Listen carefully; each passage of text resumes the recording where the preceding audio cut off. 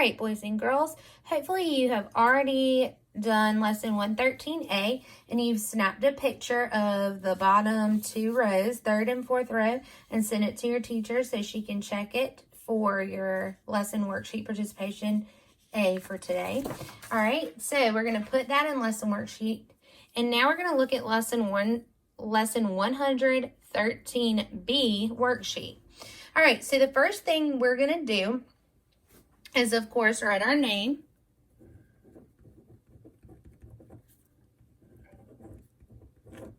And our number. All right, if a triangle has a right angle, it can be called a right triangle because we can name our triangles based on the angles that are within them. Okay, so if you look at these triangles, if you can tell me which angle looks like it might be a right angle, raise your hand. Good. Now, if you're raising your hand, I want you to say that angle out loud. You think the angle C? All right, let's try it. I'm going to put my card down, and I'm going to line up my Dabo card on line BC, C line BC, and also line AC. And you'll notice that it matches those corners perfectly. So that means that that is indeed a right angle. Now, to show that it's a right angle, we're going to draw a square in that corner to show that it's a right angle. Now, remember I said if it has a right angle, it's called a right triangle. So what kind of triangle is this triangle? Good. It's a right triangle. Okay. The next triangle we're going to talk about is an obtuse triangle. If I said that a right triangle has a right angle, what do you think an obtuse triangle might have? Good. An obtuse triangle has an obtuse angle. So I'm going to use my handy dandy index card. You tell me which angle you want me to check. All right, I sure will check H. I'm going to line my index card up with line, hold on. I'm going to line my index card up with line GH, and it lines up right there, but I have way too much over here. What does that mean? That means that this triangle has an obtuse angle. So in the corner, or in the angle of the obtuse angle, we're going to put the letter O to show that it's an obtuse angle. So if this has an obtuse angle, what kind of triangle is it?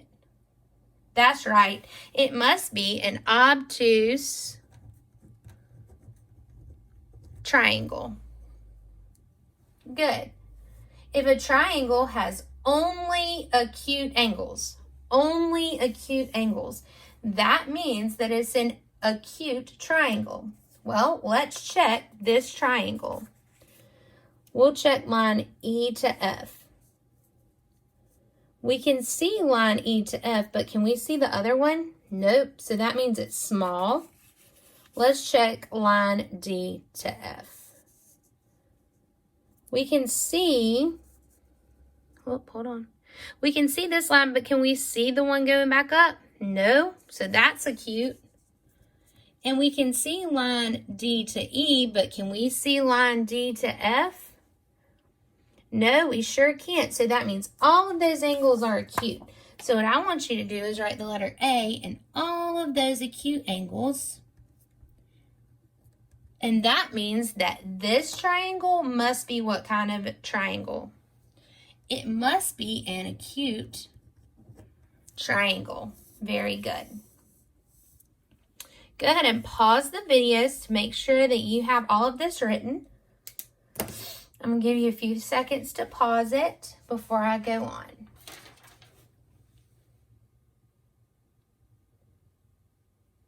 Good. Now that you've done that, I want you to take a picture and get ready to upload it to your teacher.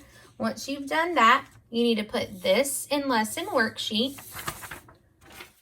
And then you're going to get out guided practice. Remember, for guided practice, we do this on notebook paper. So boys and girls, make sure you do your guided practice. Side A, make sure you only do side A. You're going to do that on notebook paper, snap a picture, and send it to your teacher to get your participation grade for doing your guided practice. I look forward to seeing you again soon, and hopefully we can do some more math in the bath soon. I'm missing math in the bath today. Y'all have a great weekend. Bye.